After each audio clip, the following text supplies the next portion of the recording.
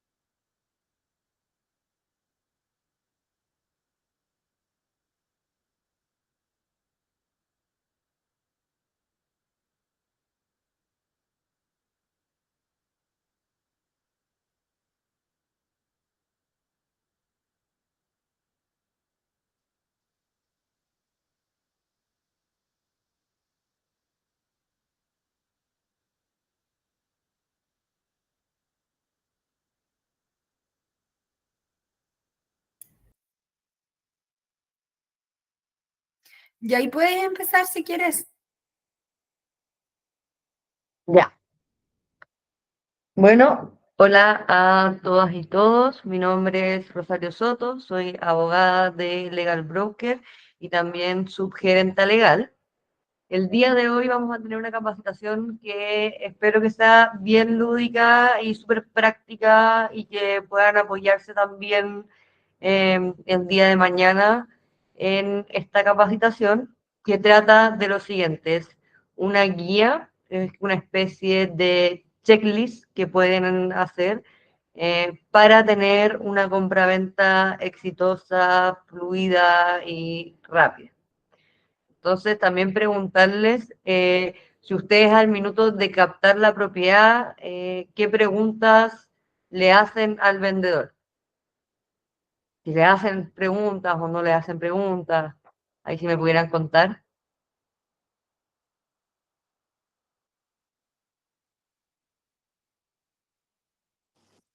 Aló, buenos días. Hola, Por acá, Jimena. hola Jimena. Oye, mira, lo primero es preguntar de quién es la propiedad, si está todo en regla, si tienen los certificados correspondientes, como bien en general, así para Ya, poder entender antes de captarla. ya. Buenísimo, Jimena. Claro, eso es lo que en general se hace. Se pregunta quién es el dueño de la propiedad. y también se pregunta si está todo en regla. Pero muchas veces los vendedores no lo saben y al minuto que la operación va avanzando, nos vamos pillando con varias cosas. Lo primero, una orden de venta. Eso siempre es importante tenerlo al minuto de la captación de la propiedad, porque hemos tenido experiencias, ojalá que ustedes no, de varios clientes que después se desentienden y no quieren pagar la comisión. Y como no existe una orden de venta, no existe, por así decirlo, algún documento que pueda justificar o demostrar que hay una relación y una prestación de servicio y que finalmente se le está prestando un servicio tanto al vendedor como al comprador. Eso es súper importante y también definir si la orden de venta va a tener exclusividad o no va a tener exclusividad. Eso es súper importante que lo tengan. Si no cuentan con orden de venta, pueden escribirnos y los podemos ayudar a generar una que les acomode. Pero es súper importante que siempre cuenten con una orden de venta y no se queden con un acuerdo de palabra. ¿Ya? ¿Qué debo consultar al vendedor? Esto es súper importante. Ahí, como nos decía Jimena, le preguntaba como preguntas genéricas y como más generales, como con respecto a la propiedad, pero también tenemos que hacerle preguntas relacionadas a su situación matrimonial. ¿Por qué? Porque va a depender mucho, sobre todo del vendedor, si está casado en sociedad conyugal, si está casado en separación total de bienes, si está casado en régimen de participación en los gananciales, si está casado en unión civil, y dentro de la unión civil hay que distinguir cuál es el tipo de administración que pactaron al momento de contraer el matrimonio. Entonces, súper importante porque si el vendedor o la vendedora está casada en sociedad conyugal, tiene que comparecer. Y eso es súper importante porque después podemos tener reparos en el conservador o en la notaría y la propiedad y la operación se va entrancando un poco. También es súper importante, y esto es algo que hemos visto mucho en la práctica últimamente, es saber si tiene un crédito hipotecario pendiente. Durante la pandemia hubo una flexibilidad en el pago del crédito hipotecario, retrasando un par de cuotas. Entonces, nos ha pasado que hemos tenido compraventas donde el vendedor no informa que tiene estas deudas de crédito hipotecario desde que vienen desde la pandemia, y después tenemos ahí un cálculo que no nos calza al minuto de dejar los vales. Entonces es súper importante preguntar si es que suspendieron cuotas durante la pandemia y solicitar también una liquidación del crédito hipotecario en el caso de que tenga un crédito hipotecario pendiente. También es importante porque esto puede, todas estas cosas, si uno las aborda a tiempo, puede hacer que la operación salga mucho más fluida a que ir descubriendo a poco estas cosas. Por ejemplo, si tiene deudas morosas, de dividendos, de gastos comunes, de contribuciones, de derechos de aseo, eso también es súper importante preguntar. Y también lo que es de repente puede ser un poco personal y el vendedor se lo puede tomar como negativo, pero siempre es importante preguntar si tiene deudas de pensión de alimentos. Luego de la nueva regla de deudores de pensión de alimentos, se estableció de que no pueden, o sea, si bien pueden comprar y vender, eso se les retiene y las notarías ni los conservadores están permitiendo a las personas que son deudoras de alimentos poder continuar con la operación de compraventa. No sé si hay alguna duda hasta aquí, algo que quieran preguntar, o sea, por favor vayan como interrumpiéndome. La idea es que esta capacitación sea lo más lúdica posible y que también aprovechen de aclarar sus dudas, sobre todo como con este ítem de el inicio del proceso de venta. Yo ¿No hay sí, dudas? Dale, sí, yo Alejandra. tengo dudas. No me quedó claro, o sea, antiguamente obviamente no existía este asunto de la pensión de alimentos, pero ahora, por ejemplo, si una persona tiene una deuda, el banco, y se está comprando con crédito hipotecario, ¿el banco le va a preguntar al vendedor o cómo? No entiendo ahí. Porque el banco le va a Ahora pagar a la persona de la pensión de alimentos, yo creo. sí. Ahora en todos los contratos que se firman de compraventa y de promesa de compraventa, hay una cláusula donde las partes declaran no estar inscritos dentro del Registro Nacional de Deudores de Pensión de Alimentos. Eso es Ah, uno, es estar en el Registro Nacional de Deudores de Pensión de Alimentos. ya, Y ahí lo que pasa es que de partida esa operación se va a truncar. ¿Ya? Porque la notaría lo va a truncar, porque como este Registro Nacional de Deudores de Pensión de Alimentos se puede revisar, y las notarías lo revisan, ahí la notaría lo va a truncar y el conservador también.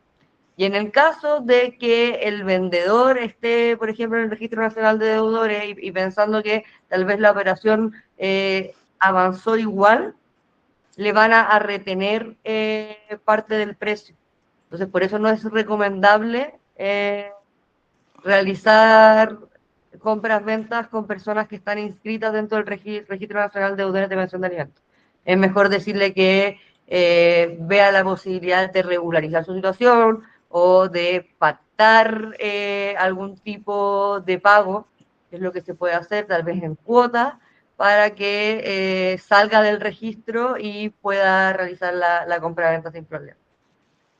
perfecto. Y mi consulta, uno como normal podría consultar eso a la persona si, por ejemplo, que esté mintiendo. Se Uno puede por revisar. seguridad. Sí, se puede Uno, revisar. Igual las notarías lo revisan. Y los ya, conservadores también. pero la idea de aliviar la carga al notario, ¿no es cierto? Y ir con, como bien correcto con todo. Entonces, por eso te Sí, pregunto, la página esa de deudor de pensión de alimentos, poniendo el sí, RUT. sí.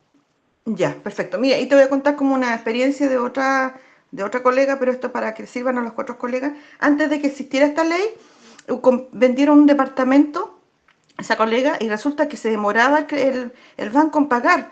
Y era porque justamente el caballero, el dueño, vivía con su, digamos, con su nueva mujer, pero él debía pensión de alimentos durante 15 años y prácticamente el banco le pagó todo porque tenía una retención, ¿cómo se llama esto? De embargo.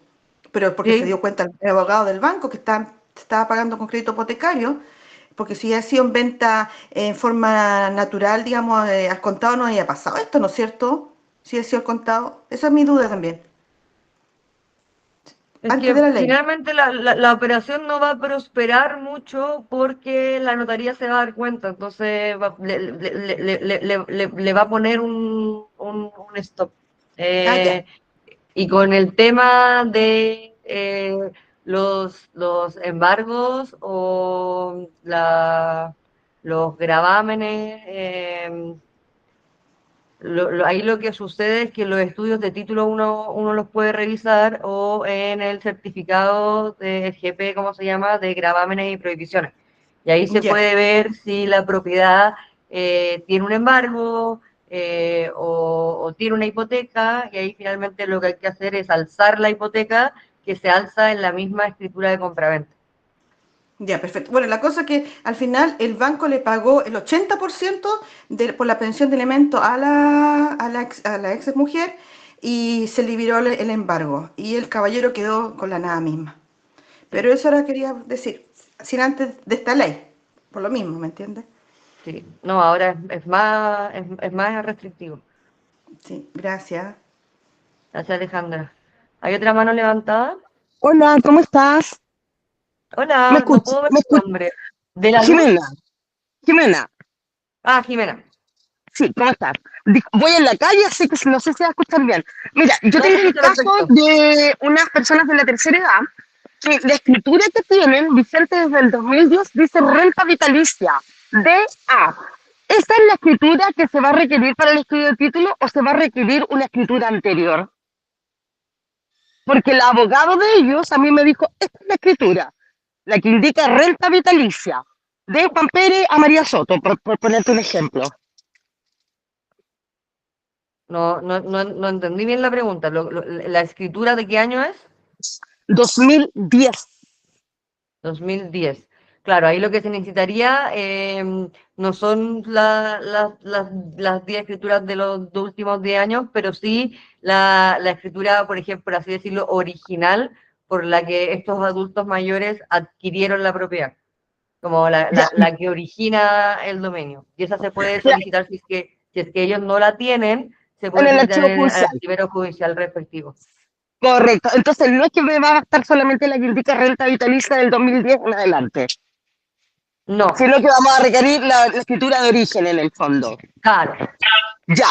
Muchas gracias, te pasaste. de nada, Jimena. Ya, vamos a seguir avanzando. Entonces, ¿qué documentos son importantes? Aquí Jimena se adelantó un poco con la pregunta, pero hay varias instituciones que tenemos que ir a solicitar la documentación tanto para el estudio de título, muchas veces para también la inscripción. Primero, la copia de inscripción del dominio vigente tiene que ser con vigencia, porque a veces los conservadores diferencian la copia de inscripción de dominio y la copia de inscripción de dominio vigente. Siempre tiene que ser la vigente, porque si no, se entiende como que no está actualizada. ¿Ya? Aquí en la copia de inscripción de dominio vigente, creo que tengo aquí una imagen. Este es como el ejemplo. Este es de Santiago.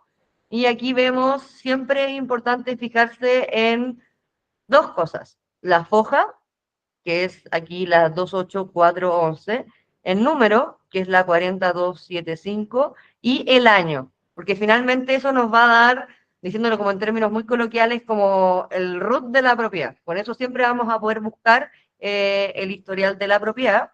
Y aquí es bien importante saber quién es el dueño de la propiedad. En este caso es la sociedad comercializadora Las Alpacas, es dueña de la propiedad ubicada, y aquí aparece toda la dirección, los deslindes. No, no puedo bajar. Espérame un minuto que se me... Los deslindes, y también aquí aparece lo que preguntaba Jimena.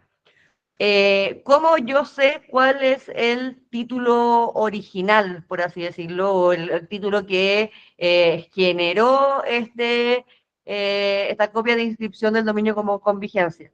Y siempre aparece al final, y es aquí cuando dice, la adquirió por compra a la sociedad, en este caso comercial, de este domicilio, según escritura de fecha 24 de febrero del año 2020, y aparece la notaría y aparece un repertorio. Eso siempre aparece al final de la copia de inscripción del dominio con vigencia. Entonces, así pueden saber dónde está el título original y solicitarlo en el archivero correspondiente. Después, otro documento que obtenemos del conservador, el certificado de hipotecas y gravámenes, que se conoce como GP, que se lo voy a mostrar acá. Y, por ejemplo, este GP es de un departamento.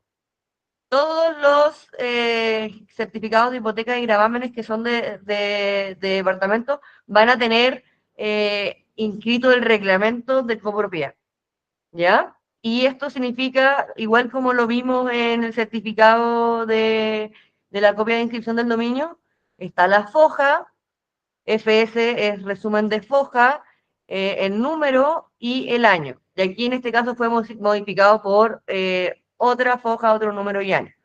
Esta, por ejemplo, propiedad tiene servidumbre. Entonces, eso también es muy importante saberlo al minuto de revisar la documentación. ¿Y qué significa que tenga servidumbre? Es que hay un paso por la propiedad de la persona, y aquí esta servidumbre puede ser a beneficio de la propiedad o en beneficio de otra propiedad. Eso también hay que ahí analizar.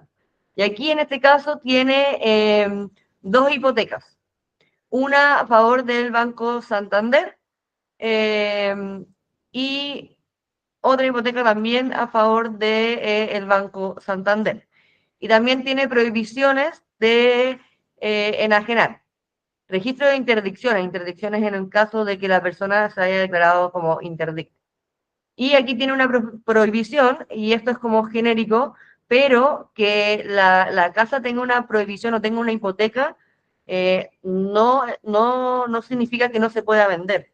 Siempre se puede vender, pero hay que realizar el pago pendiente al banco y hay que alzarlo. Y para eso también los bancos tienen toda una estructura. Y también esta propiedad tiene decretado embargos. Aquí sí vemos a Foja del año 2023, decretado por el 25º Juzgado Civil de Santiago. Aquí aparece el rol de la causa y esto es del Banco Santander, porque el Banco Santander es quien tiene una hipoteca. Entonces, como el Banco Santander es quien tiene una hipoteca, es también quien puede embargar. Y también, esta es una pregunta bien común, ¿se puede vender una propiedad embargada? Sí, se puede, pero es importante los tiempos, ver qué tan avanzados están los tiempos, porque cuando una propiedad está embargada, avanza todo el proceso de remate. Pero uno puede conversar directamente con el banco y decir, yo sé que esta propiedad está embargada, yo la voy a vender y le voy a pasar al banco con la autorización del banco, que el banco autorice esa compraventa, se puede vender la propiedad aunque conste con un embargo. Y el último documento del conservador de bienes raíces que es importante es la copia de inscripciones de títulos anteriores. ¿A qué nos referimos con la copia de inscripción? Con este documento.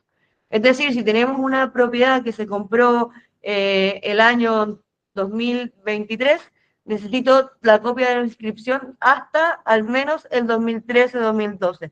Tiene que ser 10 años hacia atrás desde el título que dio origen a esta copia de inscripción del dominio vigente. Después tenemos los documentos que yo creo que son los más difíciles y ustedes más dolores de cabeza les da, que son los de las municipalidades, de las DOM, de la Dirección de Obras Municipalidades, de las municipalidades. Ahora cada vez las municipalidades están más digitales, que se pueden obtener por internet, pero hay algunas municipalidades, como por ejemplo Estación Central, que entregan ciertos documentos solo de forma presencial. Jimena, ¿alguien levantaba la mano?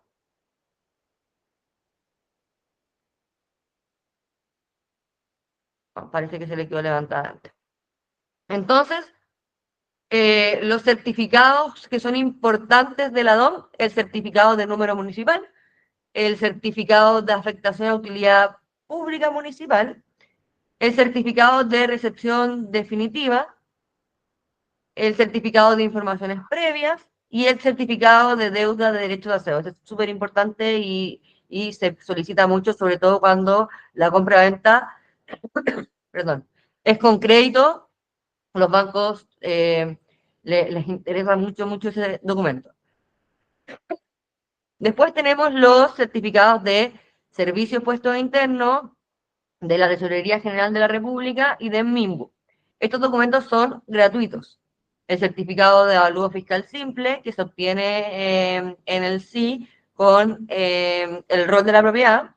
El certificado de avalúo fiscal detallado, ese es un poquito más complicado porque lo tiene que obtener el vendedor en su usuario de servicio puesto interno. El certificado de deudas de contribuciones que se obtiene a través de la Tesorería General de la República, que también es gratuito. Y el MIMBU, que es el certificado de no expropiación de SEP. Y luego los del registro civil, que también son gratuitos, que también se obtienen por internet, que es el certificado de matrimonio, porque es súper importante saber, tanto vendedor como comprador, cuál es su régimen matrimonial. El certificado de convivencia civil, en el caso de que estén casados bajo el acuerdo de unión civil, que es otro régimen matrimonial, y el informe de no matrimonio, en el caso de que sea soltero. Importante considerar que las personas que hayan nacido con fecha anterior al 1970 y estén solteros, no les va a aparecer el informe de no matrimonio, y ahí lo que hay que hacer es una declaración jurada donde la persona declare su estado civil de soltero. Y en el archivo judicial era lo que hablábamos con Jimena, lo que yo les mostraba al final de este documento, que es cómo yo puedo obtener en el archivero judicial la escritura que dio origen al título. Que eso también es súper importante, pero los archivos judiciales tienen un alto costo. Entonces yo siempre les recomiendo primero preguntarle al vendedor si cuenta con una copia de la escritura. Generalmente las personas cuando compran una casa guardan esos documentos, pero puede pasar de repente que por la cantidad de tiempo ya no cuenten con él. Pero preguntarle primero al vendedor si cuenta con la copia de la escritura que le dio origen al dominio.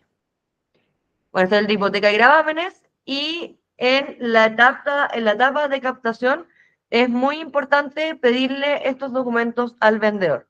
La copia de la escritura de compraventa, que era lo que les comentaba, que es ideal preguntárselo a los vendedores, que generalmente las personas cuando compran una casa los guardan. En caso de herencias, esto es súper importante, se necesita la posesión efectiva y la inscripción en el conservador. La posesión efectiva se realiza en el registro civil y posteriormente se inscribe en el conservador respectivo. ¿Por qué esto es importante? Porque muchas veces nos ha pasado de que la persona dice, no, sí, yo soy propietario de esta casa, pero no ha realizado la posesión efectiva, no ha estado inscrito en el conservador respectivo, y eso va a atrasar la operación, y lo ideal es darse cuenta en el minuto de captación para poder avanzar con la posesión efectiva, con la inscripción en el conservador respectivo, para que al minuto que tengamos un comprador interesado ya tengamos bien ordenado todos los títulos de la propiedad. El certificado de avalúo fiscal detallado del SI, eso se obtiene con la clave única del propietario ingresando a la plataforma del SI. Hay tutoriales en YouTube súper claros de cómo se obtiene este avalúo fiscal detallado, no es muy complejo. Y si tiene deuda hipotecaria, súper importante el certificado de liquidación de la deuda emitida por el banco, porque como yo les comentaba, durante la pandemia se suspendieron muchos pagos de crédito hipotecario, quedando, por así decirlo, a la cola de las últimas cuotas. Entonces, al minuto de realizar la compraventa, dejar los valevistas, después la operación se entrampa un poco porque los montos no corresponden o no concuerdan, y ahí el banco paraliza un poco la operación. Entonces, no es la idea. La idea es siempre saber cuánto es lo que el vendedor, en este caso que cuenta con deuda hipotecaria, tenga que aportarle al banco para alzar la prohibición. ¿Sí, Jimena? Sí, y fíjate que con ese tema de los bancos, cuando la gente postergó en el fondo una cantidad de cuotas que le daban hasta 6 cuotas para postergar el hipotecario, quedan individualizados en los bancos con diferentes números de operación. Entonces, por eso a veces se produce eso de que se pide un certificado de deuda, el cliente lo solicita, pero tiene que solicitar de los 2 números de operación, porque así quedan internamente en el banco. El remanente que quedó para el final del crédito hipotecario y el saldo insoluto de deuda vigente del crédito original, como se diría. Claro. Eso solo para aportarlo. Sí, súper buen aporte, Jimena, tal cual, porque por eso es importante preguntarle al tiro al vendedor si durante la pandemia suspendió los pagos hipotecarios, porque como comentaba Jimena, claro, no queda en el certificado de liquidación de prepago, queda como en otra operación postergada. Entonces, súper importante como al menos tener la noción. Al minuto de la captación no es tan importante tener los certificados, pero al menos tener la noción de que el vendedor sí suspendió pagos y saberlo al minuto de redactar la escritura. Gracias, Jimena, por tu aporte. Y estos son los documentos que pueden ser gestionados por ustedes, que no es necesario que el apoyo del vendedor, que el certificado de deuda de contribuciones en la tesorería. Esto se obtiene de forma gratuita por internet, solo con el rol de la propiedad, la copia de inscripción del dominio del conservador de bienes raíces, que yo les contaba que lo pueden obtener por la hoja número y año, y el certificado de hipoteca y gravámenes del conservador, que se puede obtener en la misma solicitud, también con la hoja número y año.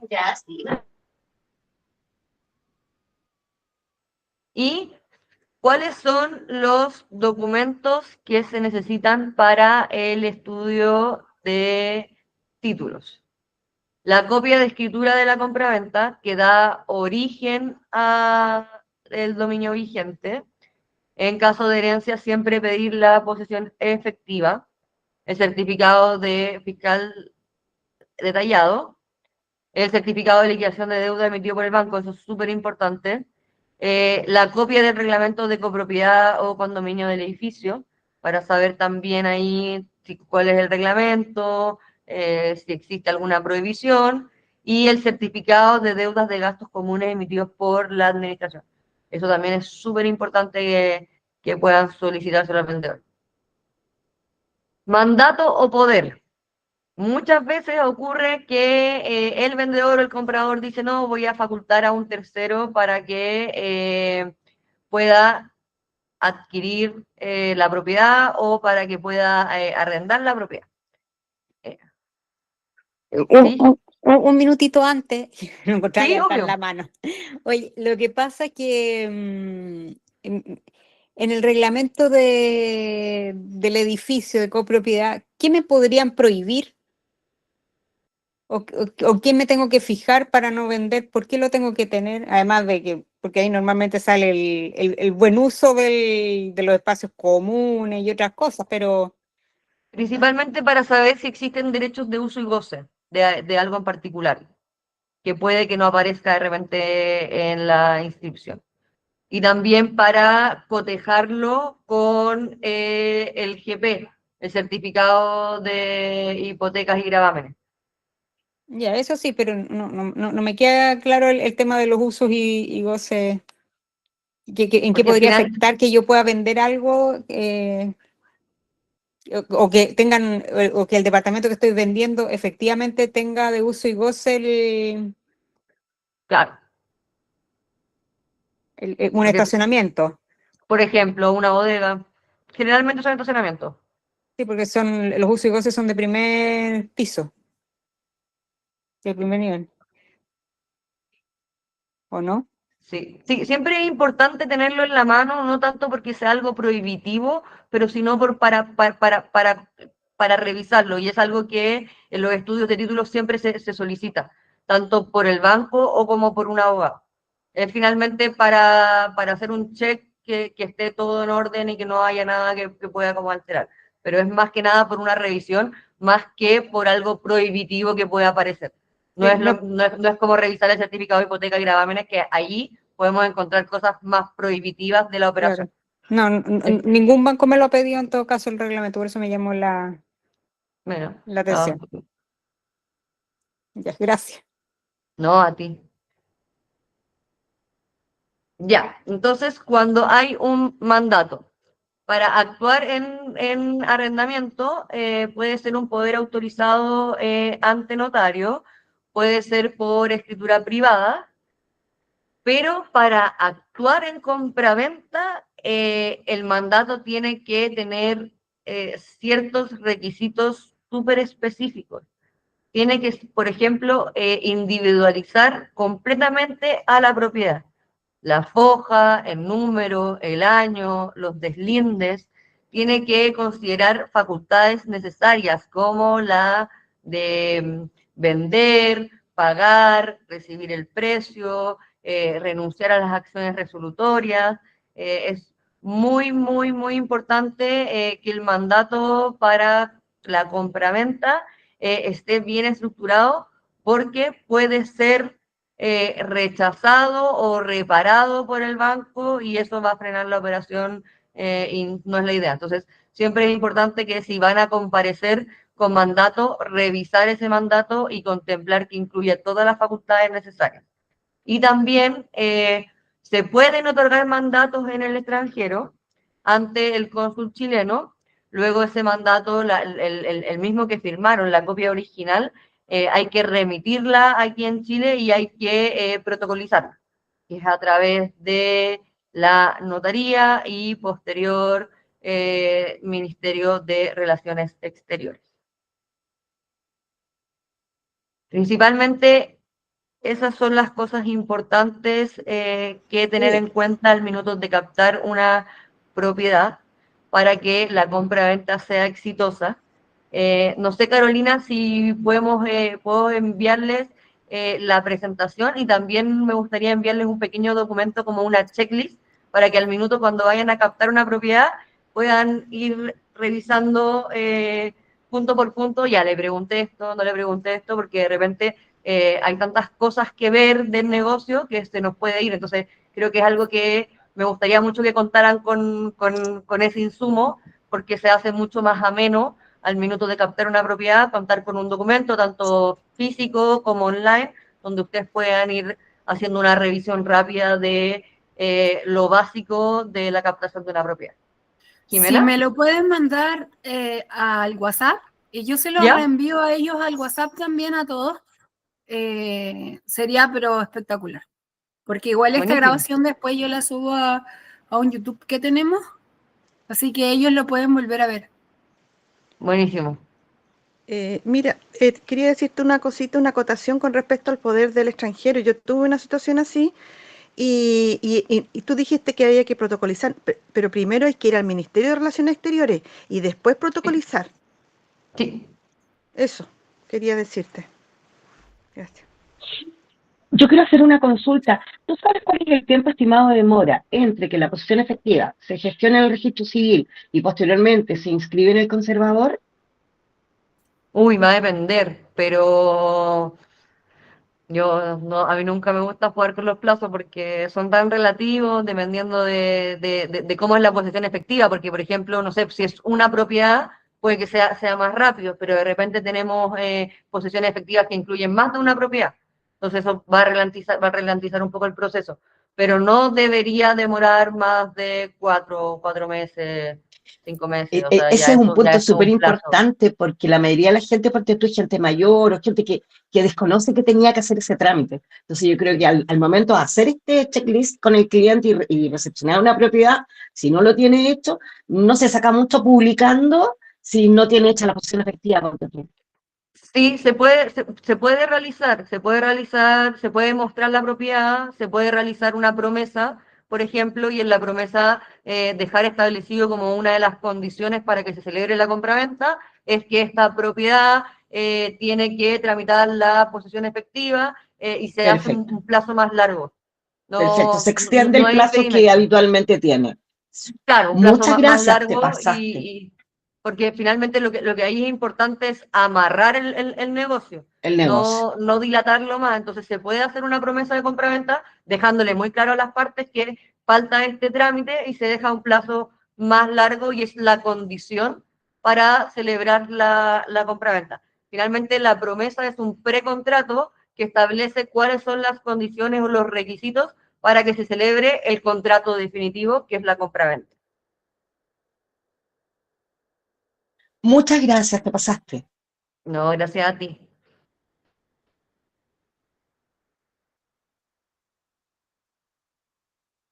¿Alguna otra consulta? Creo que no hay más consultas. No, por mi Ya. lado, clarísimo. Muchas gracias. Gracias a ustedes, que tengan un muy buen fin de semana largo, que disfruten.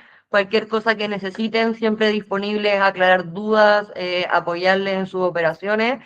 Y también les voy a enviar probablemente durante el día o el día lunes este documento checklist para que puedan utilizarlo también en sus captaciones. Creo que les va a ser de gran ayuda. Gracias. Gracias. Hasta luego. Chao. Chao. Bueno.